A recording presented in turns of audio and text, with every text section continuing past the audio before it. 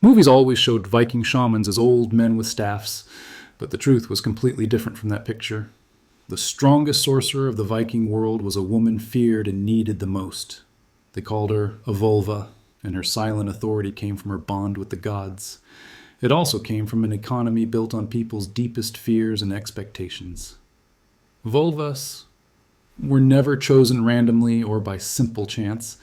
They were often women with epilepsy, schizophrenia, or severe migraines, women with a different state of mind that society saw as divine touch. Their illnesses, in a way, became the first step of their sacred careers. To perform the rituals called cedar, they had to enter a trance. They sometimes sang against the northern wind to break their conscious mind. Sometimes they used herbs that blurred the senses and softened reality. Sometimes they reached a half-conscious state through rhythmic jumping. This trance turned them into gatekeepers between the living and the dead. Bronze keys found in some Völva graves symbolize this sacred gate. These women had extraordinary and guaranteed economic security. For normal Vikings, the biggest fear was not an enemy spear, but hunger. Yet a Völva would never starve because the tribe was required to feed her. This was not kindness, it was a spiritual insurance for the entire community. Their income was not a salary, but mandatory gifts from those seeking answers. A strange dream had a price: a sheep, a sack of grain, or a silver ring. This was called a dream debt, and ignoring it meant inviting misfortune. Their power was taken so seriously that even kings sought their guidance. Historical sources mention shamans advising King Harald Gormson before battles. So a Völva could shape not only a farmer's life, but even a king's destiny. There was also a gender conflict tied to their sacred position. Cedar was seen as a woman's power, forbidden for men to practice. A man performing it was insulted with the title ergi, meaning unmanly.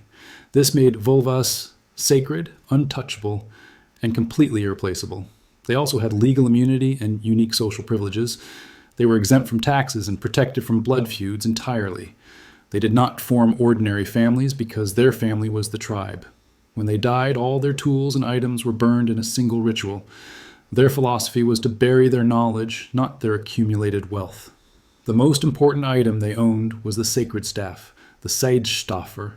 It was carved with runes used to summon the gods and often decorated with silver. For a Völva, this staff was the same as a crown is to a mighty king. Many of the richest graves belonged to Völvas, buried with this sacred staff. But even this protected profession had dangerous risks of its own. The risk was not physical harm, but complete social destruction. A false prophecy or a failed healing meant immediate social death. No one spoke to her, no one helped her, and her existence faded. Her power lived only as long as the tribe believed in her abilities. This fall usually did not happen suddenly or without warning. A disgraced Völva was exiled and became a wandering shaman. She survived by offering low-paid services on foreign tribal borders. Her knowledge remained, but her authority was permanently gone. In her final years, she often retreated to a quiet hill to await death, a ritual of leaving the world and meeting the gods in complete silence. The Viking Völva drew her strength from the gods and from human fear.